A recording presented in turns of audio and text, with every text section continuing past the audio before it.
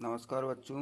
आज की वीडियो में हम बात करने वाले हैं कि आहार नाल में भोजन का क्या होता है। आहार नाल के विभिन्न अंगों में भोजन का पाचन किस तरीके से होता है। तो देखिए, मुख एवं मुख गुहिका। सबसे पहले हम भोजन को मुंह के अंदर लेते हैं।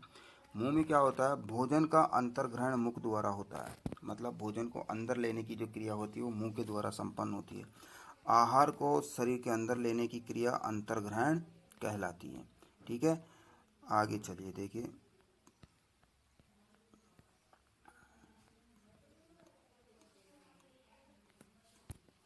हम दांतों की सहायता से भोजन को चबाते हैं तथा यांत्रिक विधि द्वारा उसे छोटे छोटे टुकड़ों में पीस डालते हैं। तो भोजन का यांत्रिक पाचन कहाँ होता है, मुंह के अंदर होता है। प्रत्येक दांत मसूड़ों के बीच अलग अलग गर्तिका में धसा हुआ होता है। दांत जो होता है वो मसूड़ों में फिक्स होता है। ठीक है, हमारे दांतों की आकृति भिन्न भिन्न तथा उनके कार्य भी भिन्न भिन्न है। इसके इसके अनुसार उन्हें अलग अलग नाम दिए गए हैं। देखिए, दांत जो होते हैं ना हमारे अंदर दांत चार प्रकार के होते हैं। कितने प्रकार के होते हैं? चार प्रकार के। आगे के जो दांत होते हैं उनको हम कहते हैं कृंतक। उनको क्या कहते हैं? कृंतक। क्योंकि वो क्या काम करते हैं, चीरने फाड़ने का काम करते हैं, तो वो कृंतक कहलाते हैं। इसके बाद में जो हैं आते हैं हमारे पास कैनाइंस या रदनक। इंग्लिश में बोलते हैं इनको कैनाइंस, रदनक। ये चीरने चीरने फाड़ने का काम करते हैं। ये कुतरने का काम करेंगे कृंतक, काटने का, कुतरने का। जबकि रदनक क्या काम करेंगे, ये चीरने फाड़ने का काम करते हैं। तो फर्स्ट तो हो गए कृंतक, सेकंड हो गए रदनक, और थर्ड हमारे पास आते हैं अग्रच्वर्णक। क्या आते हैं? अग्रच्वर्णक, च्वर्णक। और फोर्थ नंबर पे होते हैं च्वर्णक, च्वर्णक। समझ गए? तो ये चार दांतों के प्रकार हैं। ये अग्रच्वर्णक और च्वर्णक चबाने का काम करते हैं, जबकि कृंतक कुतरने का काम करेंगे, रदनक चीरने फाड़ने का काम करेंगे। हमारे मुंह के अंदर 32 दांत होते हैं, हमें पता है। कितने दांत होते हैं? 32। इसमें से 16 जो है ऊपरी जबड़े में होते हैं और 16 निचले जबड़े में होते हैं। ये दांत मुंह के अंदर क्या होते हैं, मसूड़ों के अंदर फिट होते हैं। अब देखिए, जो चार दांत होते हैं वो चारों दांतों की संख्या इन 32 में से कितनी कितनी होती है। तो फर्स्ट जो दांत होता है जिसको हमने कृंतक कहा, उसे इंग्लिश में बोलते हैं इंसाइजर। ठीक है, उसके बाद में जो रदनक होता है उसे बोलते हैं कैनायन। उसके बाद में आपका जो अग्रच्वर्णक होता है उसे बोलते हैं प्री मोलर। ठीक है, और लास्ट वाला जो होता है उसे बोलते हैं मोलर इंग्लिश के अंदर। तो जो इंसाइजर होता है वो प्रत्येक जबड़े में चार होते हैं। प्रत्येक जबड़े की बात कर रहा हूँ मैं। तो दोनों में मिला के कितने हो गए? 8।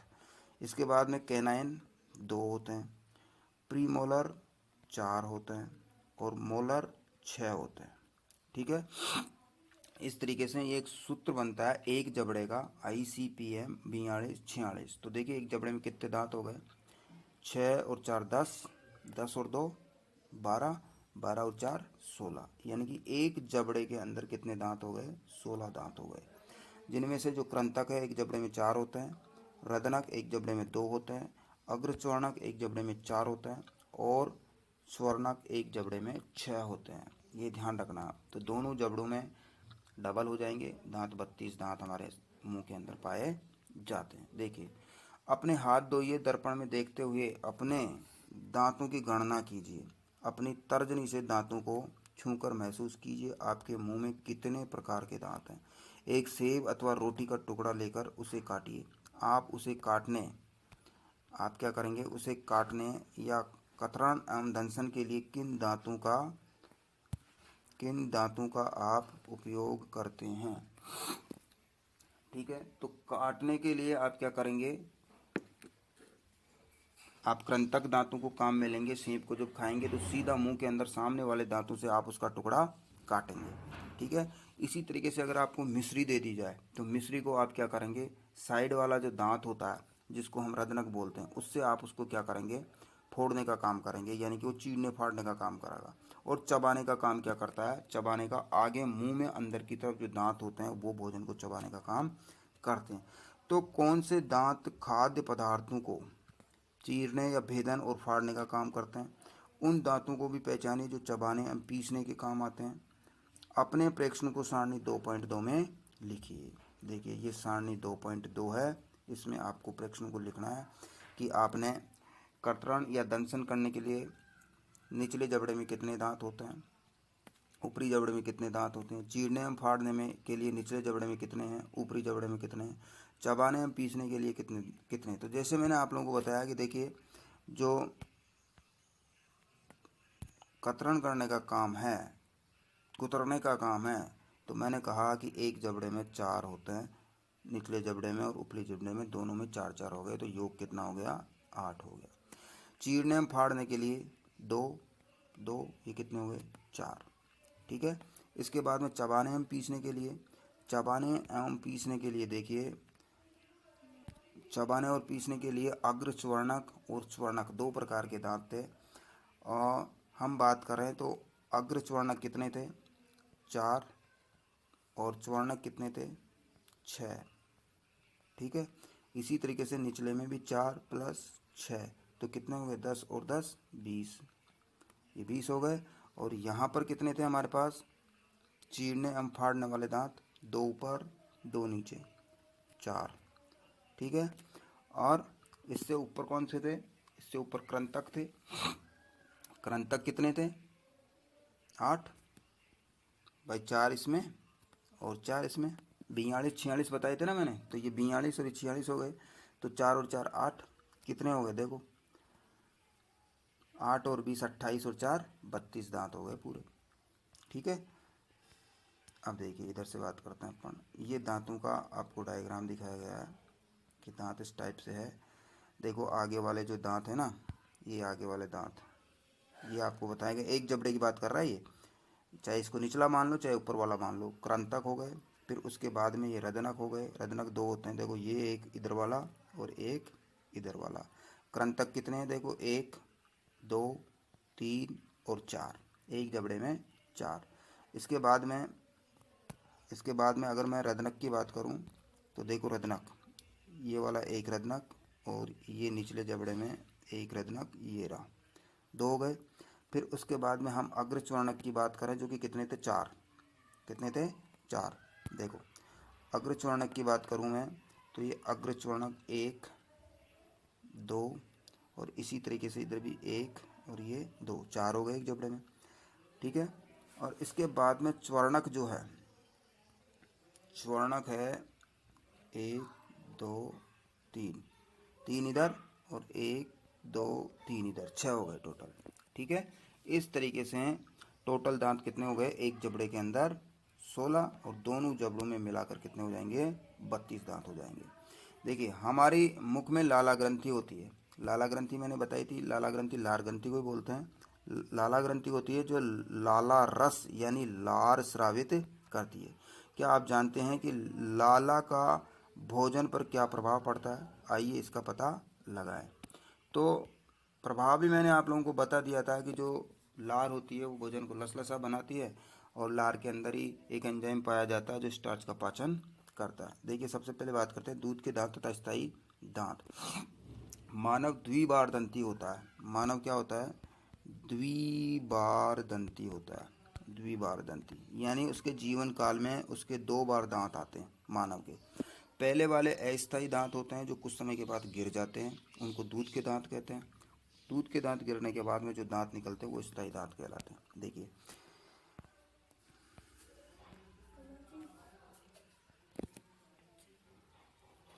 आपको याद है कि कुछ वर्ष पूर्व आपके दांत गिरने लगे थे। हमारे दांतों का प्रथम सेट शैशव काल में निकलता है, यानी जब बचपन होता है हमारा उस समय दांत निकलते हैं। प्रारंभिक दांत जो पहला दांत निकलता है वो लगभग 6 महीने की उम्र में निकलता है, तब लगभग 8 वर्ष की आयु तक ये सभी दांत गिर जाते हैं।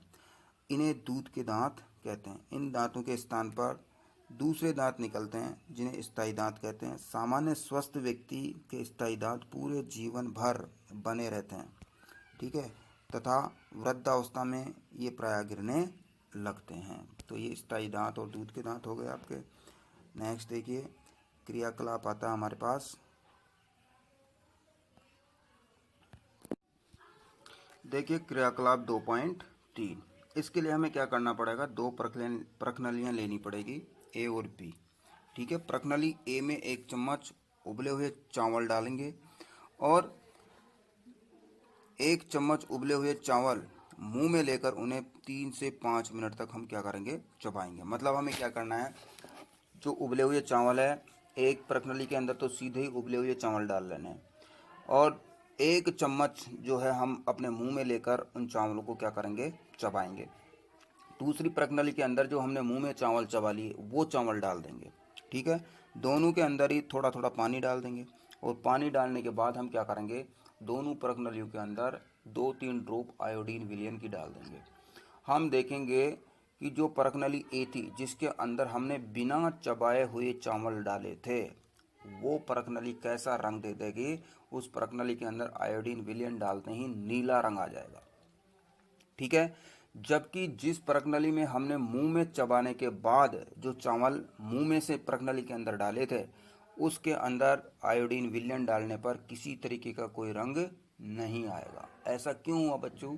ऐसा इसलिए हुआ कि जो बिना चबाए हुए चावल थे उसके अंदर जो स्टार्च मौजूद था, यानी कि जो मंड मौजूद था, उसका कोई पाचन नहीं हुआ, तो उसके अंदर स्टार्च मौजूद था, उसने अपना परीक्षण दे दिया। जबकि जो मुंह के अंदर चावल हमने चबा लिए, हम जानते हैं कि मुंह के अंदर लार होती है और लार में एमाइलेज एंजाइम होता है जो कि स्टार्च का पाचन करता है। ठीक है, तो चावल में जो स्टार्च था मुंह के अंदर जाते ही उस स्टार्च को उस एमाइलेज एंजाइम ने शर्करा में कन्वर्ट कर दिया, यानी कि स्टार्च का पाचन हो गया। तो मुंह में चबाए हुए चावल में किसी तरीके का कोई स्टार्च था ही नहीं, वो तो पच गया। तो पचने की वजह से जब हमने उसके अंदर आयोडीन विलयन की ड्रॉप्स डाली तो उसने आयोडीन टेस्ट नहीं दिया। तो देखिए, इस एक्टिविटी में आपको कहा है कि 2 प्रखनलियाँ लीजिए, उन्हें ए तथा बी से चिन्हित कीजिए। प्रखनली ए में 1 चम्मच उबले हुए चावल डालिए। 1 चम्मच उबले हुए चावल मुंह में लेकर 3 से 5 मिनट तक चबाइए तथा इन्हें दूसरी प्रखनली बी में लीजिए। दोनों प्रखनलियों में 3-4 ml जल डालिए। अब दोनों प्रखनलियों में आप क्या करें, आयोडीन विलयन की 2 से 3 बूंदें डालिए तथा उनका परीक्षण कीजिए। देखिए आपको क्या देखने को मिलेगा। तो देखिए, प्रखनली में आपको क्लियर नज़र आ रहा है, दोनों प्रखनलियों के अंदर, एक के अंदर तो उबला हुआ चावल आपने सीधा ले लिया, इस प्रखनली बी के अंदर आपने क्या किया था, चबाया हुआ चावल लिया था जो मुंह में आपने चबा लिया। दोनों में आपने आयोडीन विलयन डाला, तो इसके अंदर तो किसी तरीके का कोई कलर नहीं आया, जबकि ये कैसा हो गया, नीला हो गया। क्यों? क्योंकि इसके अंदर क्या मौजूद था, स्टार्च मौजूद था। जबकि इसको हमने मुंह में डालकर चबा लिया, तो मुंह में डालते ही जब चबाया तो लार में जो एमाइलेज एंजाइम था, उस एमाइलेज एंजाइम ने इस स्टार्च का क्या कर दिया, पाचन कर दिया। अब इस वाली प्रखनली के अंदर तो स्टार्च आया ही नहीं। जब स्टार्च नहीं आया तो वो किसी तरीके का कलर शो नहीं करेगा। देखिए, प्रखनली के रंग में परिवर्तन क्यों आता है? परिणामों की चर्चा अपने मित्रों एवं अध्यापक से कीजिए। लाला रस चावल के मंड को शर्करा में बदल देता है। लाला रस का मतलब जो लार होती है वो क्या करती है, मंड यानी स्टार्च को किस में बदल देता है, शर्करा में बदल देता है। जीभ एक मांसल पेशीय अंग है। ये लाला रस या लार जो है जीभ से ही स्रावित होता है। जीभ क्या है, एक मांसल अंग है जो पीछे की ओर मुख गुहिका के अधर तल पर जुड़ी होती है। इसका अग्रभाग स्वतंत्र होता है और किसी भी दिशा में मुड़ सकता है। क्या आपको जीभ के कार्य ज्ञात हैं? बिल्कुल, आप जीभ के कार्य बता सकते हो। जीभ एक तो बोलने का काम करती है, दूसरा क्या करती है, जीभ भोजन को लसलसा बनाने का काम करती है लार मिला करके। तीसरा क्या करती है, हमें स्वाद का ज्ञान करवाती है, क्योंकि जीभ के ऊपर क्या होती है, स्वाद कलिकाएँ होती है, उन्हीं से हमें किसका ज्ञान होता है, स्वाद का ज्ञान होता है। देखिए, हम बोलने के लिए जीभ का उपयोग करते हैं। इसके अतिरिक्त ये भोजन में लार भी मिलाती है, जिससे भोजन कैसा हो जाता है, लसलसा हो जाता है। भोजन में लार मिलाने का कार्य करती है तथा निगलने में भी सहायता करती है। जीभ द्वारा ही हमें स्वाद का पता चलता है। जीभ में स्वाद कलिकाएं होती है।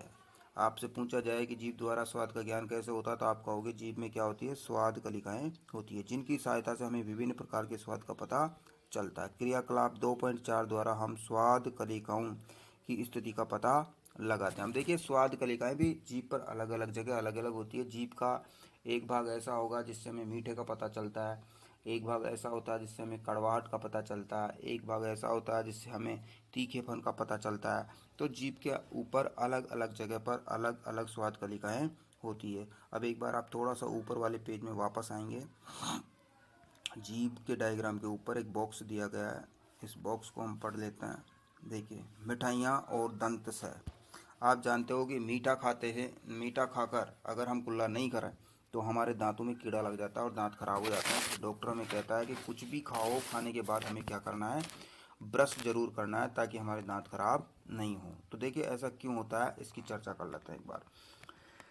सामान्यतः हमारे मुंह में जीवाणु पाए जाता है, मुंह के अंदर जीवाणु पाए जाते हैं, लेकिन हमें दिखते नहीं है, परंतु उनसे हमें कोई हानि नहीं होती। देखिए, सूक्ष्म जीव लाभदायक भी होते हैं और हानिकारक भी होते हैं। तो मुंह में पाए जाने वाले जो सूक्ष्म जीव या जीवाणु होते हैं वो लाभदायक होते हैं, हानिकारक नहीं होते।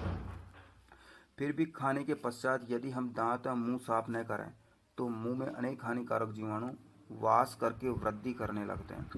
ये जीवाणु दांतों के बीच फंसे भोजन को शर्करा का विघटन कर अम्ल निर्मोचित करते हैं। अब देखिए, जब हम भोजन करते हैं तो दांतों के बीच में भोजन फंसा हुआ रह जाता है। तो ये सूक्ष्म जीव क्या करते हैं, उस भोजन को खाना स्टार्ट कर देते हैं और खा कर के क्या कर देते हैं, उसकी शर्करा को तो खा जाते हैं लेकिन अम्ल का निर्माण करते हैं, और वो अम्ल क्या करता है, हमारे दांतों को नुकसान पहुंचाता है।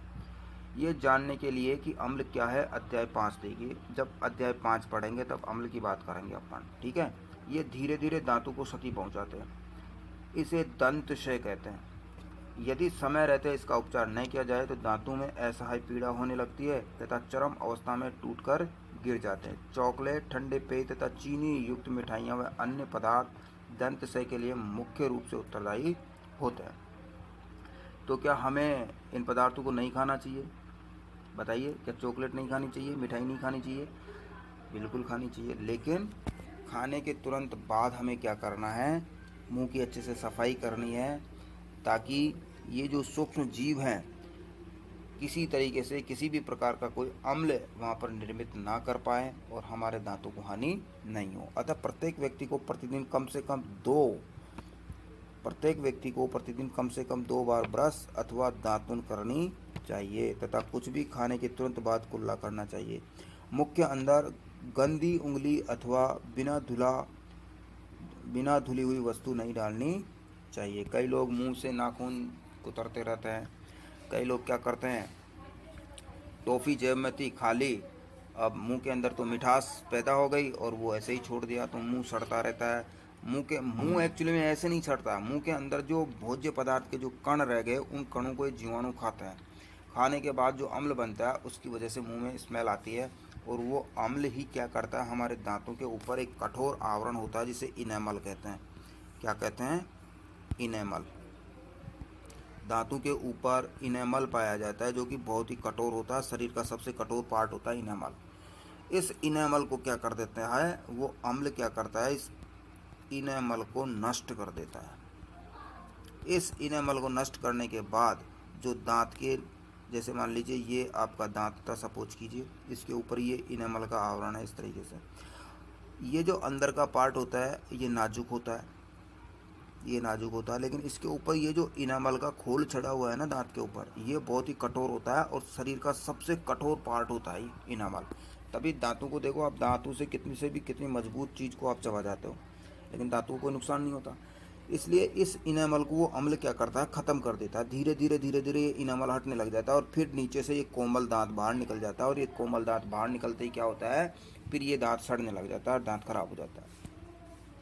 चलिए आगे बात करते हैं अपन क्रियाकलाप 2.4, जिसमें हमें ये पता लगाना है कि जीभ पर स्वाद कलिकाओं की स्थिति क्या है। देखिए, निम्न पदार्थों के अलग अलग विलयन तैयार कीजिए। चीनी का विलयन जो कि मीठा होगा, नमक का विलयन नमकीन होगा, नींबू का रस खट्टा होगा, नीम की पत्ती कड़वी होगी, या करेले का रस। तो ये रस तैयार कर लो आप।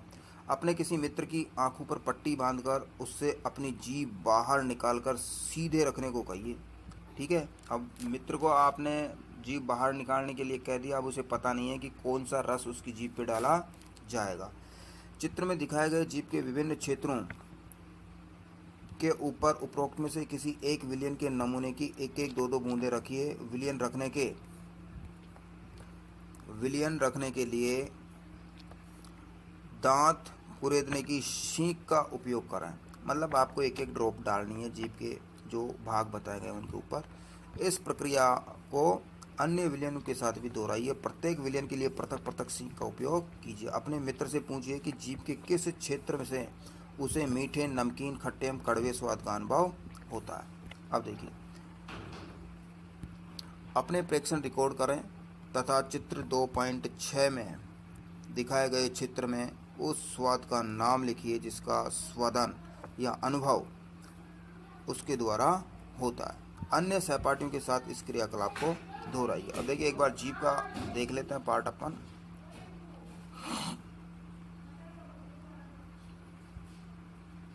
ये जीभ के पार्ट है, देखिए ये जीभ का अग्र पार्ट है। ये जीभ के अग्र पार्ट के जस्ट बाद और ये यहाँ पर और ये वाला हिस्सा यहाँ पर आपको रख के पता लगाना है कि किस हिस्से में कौन से स्वाद का अनुभव हो रहा है। तो देखिए, एक बार पता करते हैं अपन।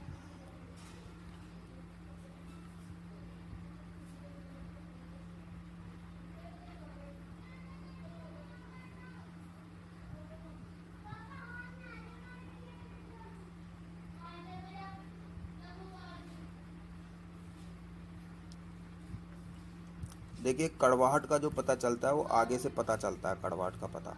इसीलिए आप लोगों ने देखा होगा जब भी हम कोई टैबलेट निगलते हैं तो उस टैबलेट को मुंह में आगे डाल के फिर निकलते हैं, मुंह में आगे डाल करके निकलते हैं, क्योंकि अगर इस जगह पे टैबलेट डाल ली जाएगी यहाँ पे तो हमें कड़वाहट महसूस होगी। ठीक है, इसी तरीके से ही अलग अलग पार्ट्स पे हमें स्वाद का अनुभव होता है। अब जीभ के बाद में जो हमारे पास आहार नाल का नेक्स्ट जो पार्ट आता है वो आता है भोजन नली। भोजन नली एक लंबी पाइप के समान संरचना होती है। निगला हुआ ग्रास नली अथवा ग्रसिका में जाता है। कहाँ जाता है? गले के अंदर जो लंबी पाइप होती है ग्रास नली में चला जाता है। चित्र 2.2 में देखिए, ग्रसिका गले एवं वक्ष से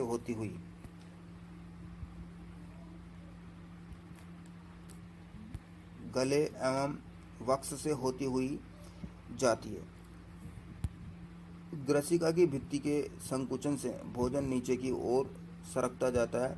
वास्तव में संपूर्ण आहार नाल संकुचित होती रहती है तथा ये गति भोजन को नीचे की ओर धकेलती रहती है। कभी कभी हमारा आमाशय खाए हुए भोजन को स्वीकार नहीं करता, फलस्वरूप वमन द्वारा उसे बाहर निकाल देता है। वमन का मतलब उल्टी। कई बार उल्टा सीधा खा लेता है तो हमें उल्टी हो जाती है। इसका मतलब है कि हमारा आमाशय जो होता है उसे स्वीकार नहीं करता और उल्टी के जरिए उसे बाहर निकाल दिया जाता है। ऐसी घटना याद कीजिए जब भोजन के बाद आपने वमन किया हो तथा इसके कारण के विषय में सोचिए। इसके कारण के विषय में सोचिए कि आपको उल्टी क्यों आई। अभिभावकों एवं अध्यापकों से इस विषय में चर्चा कीजिए। देखिए, ये लंबी पाइप नुमा संरचना आपको दिख रही है, ये वाली, इसको हम ग्रास नाल कहते हैं। इसके अंदर ये भोजन दिखाया गया है जो कि नीचे सरकता जा रहा है। ठीक है, और ये सरक के फिर कहाँ आता है? आमाशय के अंदर आता है। ये आपका आमाशय है जे के आकार का, ये आमाशय है जो कि यहाँ पर छोटी आंत से जुड़ जाता है फिर नीचे। क्लियर? देखिए,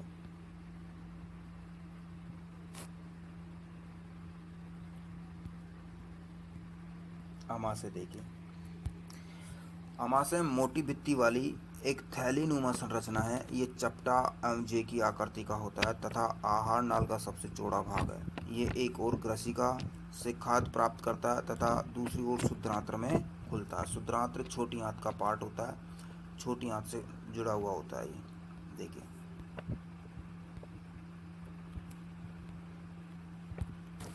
आमाशय का आंतरिक स्तर श्लेष्मल हाइड्रोक्लोरिक अम्ल तथा पाचक रस स्रावित करता है। मैंने बताया था HCl स्रावित करता है, श्लेष्मल स्रावित करता है और पाचक रस यानी कि जो है पेप्सिन और रेनिन एंजाइम स्रावित करता है। श्लेष्मल आमाशय के आंतरिक स्तर को सुरक्षा प्रदान करता है। अम्ल अनेक ऐसे जीवाणुओं को नष्ट करता है जो भोजन के साथ वहां तक पहुंच जाते हैं। साथ ही यह माध्यम को अम्लीय बनाता है जिससे पाचक रसों को क्रिया करने में सहायता मिलती है। पाचक रस या जिसको जठर रस कहा जाता है, प्रोटीन को सरल पदार्थों में विघटित कर देता है। मैंने पहले बताया था कि जो पाचक रस होते हैं उसके अंदर पेप्सिन और रेनिन होते हैं, जिनका दोनों का ही काम क्या है? प्रोटीन को पचाने का काम होता है। तो ये आमाशय तक की बात हुई। एक बार ऊपर चलते हैं अपन। देखिए इस बॉक्स में आपको दिया गया है, क्या दिया गया है एक बार देख लेते हैं। कभी कभी आप जल्दी जल्दी खाते हैं अथवा खाते समय बात करते हैं, आपको खांसी उठती है, खांसी आने लग जाती है या हिचकी आती है अथवा घुटन का अनुभव होता है। ये खाद्य कणों के श्वास नली में प्रवेश करने के कारण होता है। मैंने बताया था डायग्राम, जब आपको बताया था उस समय मैंने कहा था कि जो श्वसन मार्ग है और जो ग्रास नली है वो दोनों एक जगह संयुक्त रूप से जुड़ती है, जिसको ग्रसनी कहते हैं, घ्राणी कहते हैं। वहाँ पर क्या होता है कि दोनों का कनेक्शन एक होता है, और जो श्वास नली होती है उसके ऊपर एक ढक्कन नुमा संरचना पाई जाती है, जिसे बक्कल कैविटी कहते हैं। और वो बक्कल कैविटी भोजन को श्वास नली में जाने से रोकती है, लेकिन जब हम खाते वक्त बात करते हैं तो वो ढक्कन खुला रह जाता है और उसके अंदर भोजन कण चले जाते हैं, जिससे हमें क्या होती है, खांसी चलने लगती है। देखिए श्वास नली नासिका में आने वाली वायु को फेफड़ों तक ले जाती है। ये ग्रसिका के साथ साथ चलती है, परंतु ग्रसनी में वायु एवं भोजन का मार्ग एक होते ही एक ही होता है। फिर भोजन को श्वास नली में प्रवेश करने से किस प्रकार रोका जाता है? भोजन निगलने के समय एक मांसल रचना वाल्व का कार्य करती है, जो श्वास नली को ढक लेती है। जैसा मैंने कहा बक्कल कैविटी उसको कहा जाता है या घाटी द्वार कहा जाता है। तो एक वाल्व की तरह होता है जो कि उसको ढक लेता है तथा भोजन को ग्रसनी में भेज देता है। संयोगवश यदि भोजन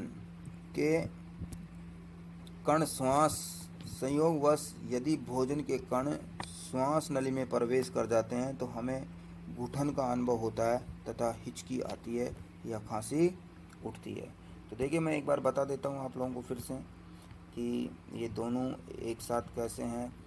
डायग्राम में अपन ने बात करी थी, देखिए ये यहाँ पे आपको दिख रहा है कि ये जो पार्ट है ना, यहाँ पे दोनों, ये तो आपकी ग्रास नली है और ये आपकी श्वास नली है इधर, ठीक है। और ये दोनों यहाँ पर एक साथ जुड़ रहे हैं, ठीक है। तो यहाँ पर एक ढक्कन नुमा संरचना होती है जो कि भोजन को निगलते समय श्वास नली को बंद कर लेती है, और इस कॉमन पार्ट को क्या बोलते हैं? फेरिंग्स बोलते हैं। इंग्लिश में क्या बोलते हैं? फेरिंग्स। फेरिंग्स, ठीक है। तो आज के लिए इतना ही रखेंगे अपन।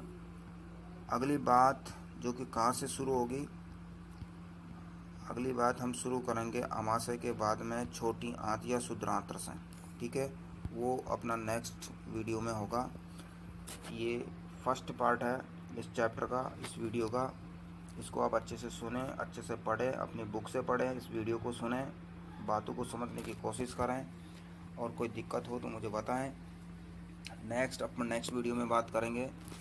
वीडियो को लाइक करना, शेयर करना, और चैनल को अगर सब्सक्राइब नहीं किया तो इसको सब्सक्राइब ज़रूर कर लेना, ताकि नेक्स्ट वीडियो का नोटिफिकेशन आपको मिल जाए।